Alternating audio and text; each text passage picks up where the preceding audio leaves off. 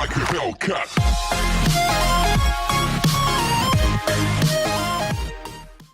Hello and welcome back to the channel where once again it's time for another Sega Saturn review, and today's review is a very special one because it is the 100th Saturn review on my channel, and I ran a poll a few weeks back to let everybody vote to decide which game would be covered in this review, and Deep Fear was the clear winner. It originally saw release on the 16th of July in 1998 in Japan, before a 24th of July release in European countries, and then finally an 18th of September 1998 release here in the UK, making it the final PAL released Sega Saturn game. An interesting thing to note is that it didn't get a North American release. They got their final Sega Saturn game 2 months later in December of that year in the form of Magic Knight Rayearth. 18 hours and 37 minutes, an unidentified flying object emitting a regulatory signal crashed into the Pacific Ocean.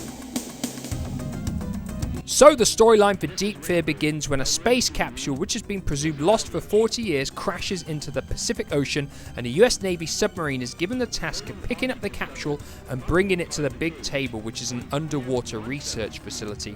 Now, when contact with the submarine is lost, John Mayer, who's an emergency rescue service member and only recently transferred to the unit, along with his submersible pilot Mookie, are given the task to investigate and find out what is going on, and eventually they realize contact was lost due to the crew members mutating into disgusting, horrible monsters, and it becomes John's challenge and task to find out what on earth is happening, why people are mutated into monsters, and in the end try and escape the Big Table with his life intact.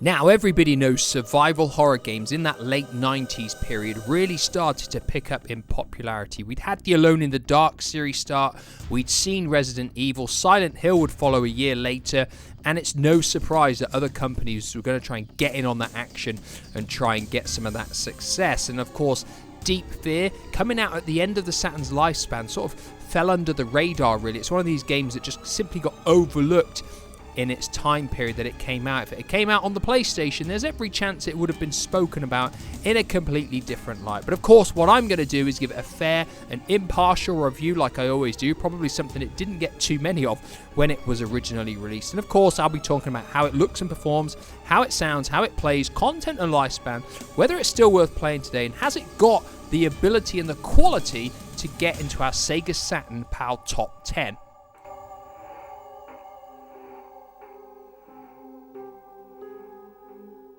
So like always, we're going to start with visuals first, and Deep Fear pretty much copies the Resident Evil formula with 2D pre-rendered backdrops and 3-dimensional characters, and it works absolutely fine here. The quality of the pre-rendered backdrops is incredibly high, possibly the highest on the system, and definitely the best that I've looked at within any game that I've reviewed so far. So I was really impressed. The levels of detail in all of these was really good. And to go with that, we've got quality FMV as well. And this is something we didn't always get on Saturn games.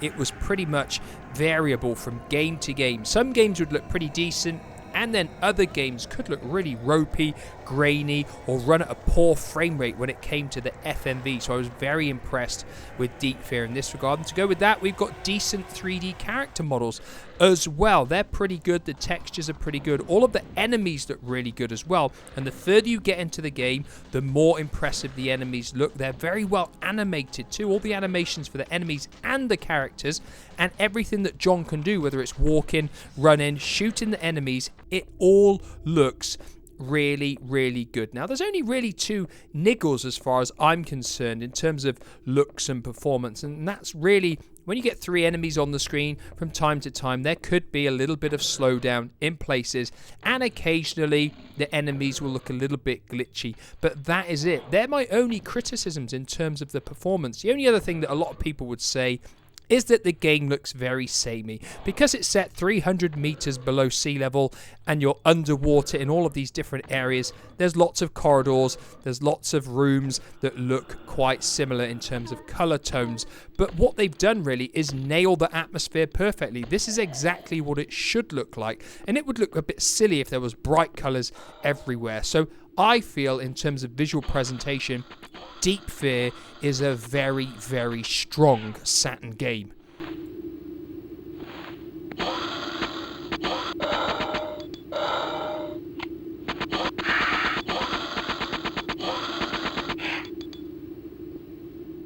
So moving on to the sound effects and music next, and if you've played Deep Fear, you may well be saying, well, there isn't really too much music within the game, and you'd be right when you say that. But what there is this wonderful ambient background noise that gives you this tremendous feeling that you are 300 meters below sea level on this underwater research facility.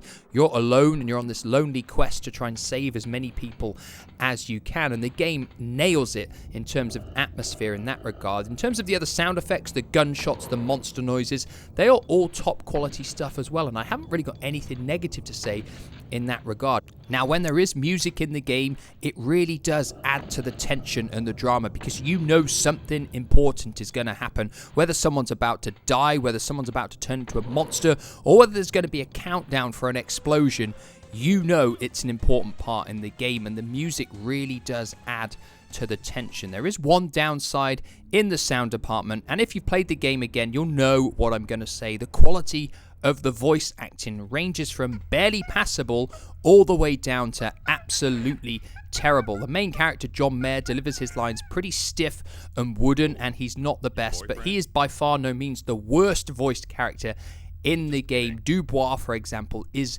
very, very irritating. But this, for me, really is the only downside in the game in the sound effect department. So what I'm going to do is give you a few examples of some of the musical tracks within the game so you can listen to see how they create that tension and drama for yourselves.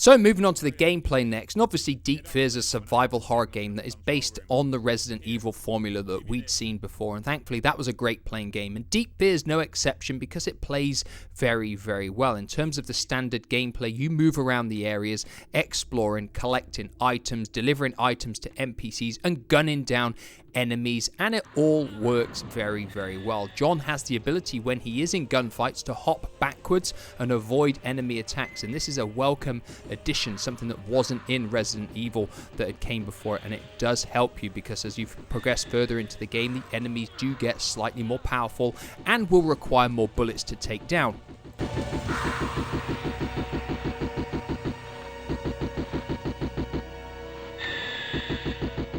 In terms of variety in the gameplay, there is a little bit because some of the areas are underwater and the gameplay slows significantly to represent this. So this is a nice change from your standard corridors and rooms. As for a challenge, the game isn't particularly challenging, and that's down to the fact that there's basically infinite ammo on this game. All you need to do is go to a storage area and you can refill the ammo for any of your guns. There's also infinite health kits in the game as well. You can simply go to certain areas and refill your first aid sprays to your heart's content.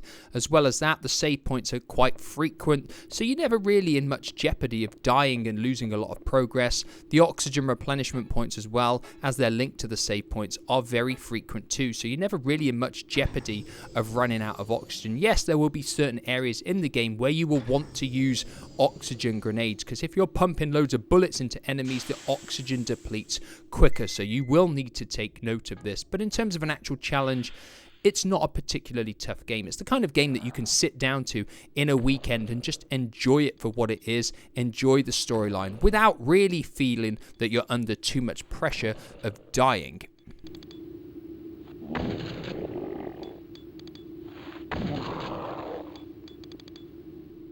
So moving on to the content and lifespan next, and Deep Fear's a well-driven, story-focused game, and that means the game will take you around about 6 or 7 hours to play through on your first time, and they are enjoyable hours, assuming you don't go skipping as many cutscenes as you can.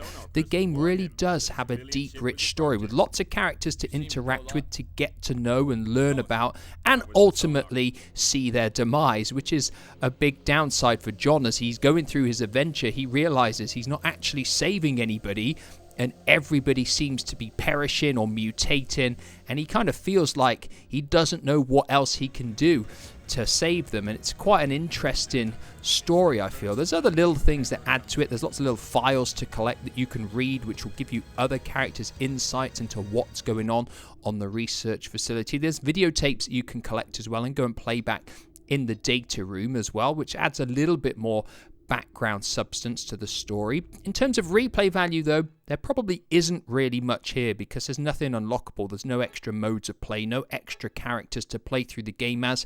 So once you've played the game, you're not likely to then turn it back on and play through it again. Yes, maybe you will in several years' time, but in terms of immediate replay value, it doesn't have it. But like I said, the amount of content on offer here is very good. So overall in this department, I feel Deep Fear does perform pretty well too.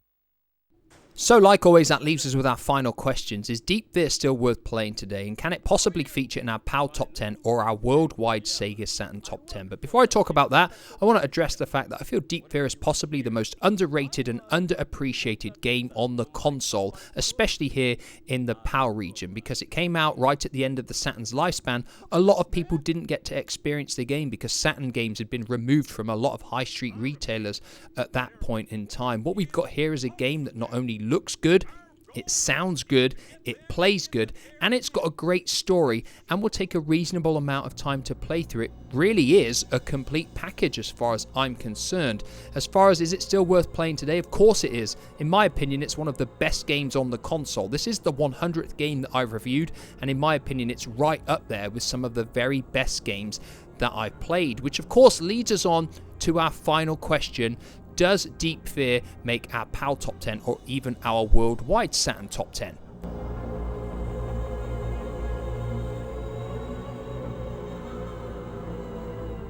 And it may come as a big surprise to many people as to how highly I rank Deep Fear in my PAL Top 10 and my worldwide Top 10, because it's coming in at number 5 in the PAL Top 10 and number 7 in the worldwide Top 10, because I genuinely feel Deep Fear is a fantastic game through and through. It combines all the elements that make a great game: looks, sound, gameplay, story, and a decent lengthy adventure into one great package. And it means it's knocked Resident Evil out of the PAL Top 10 as well, and I genuinely feel Deep Fear is a better game than the original Resident Evil, and I know probably a lot of people will disagree with that, but like always, these are just my thoughts and my thoughts alone. I'm really interested in other people's views on Deep Fear, especially people in North America where it didn't get released. Have you managed to play it? How do you think it compares to the original Resident Evil and other games that are in my worldwide and PAL top 10s? Let me know with a comment down below, and like always, I'll be back in the near future with more Saturn reviews.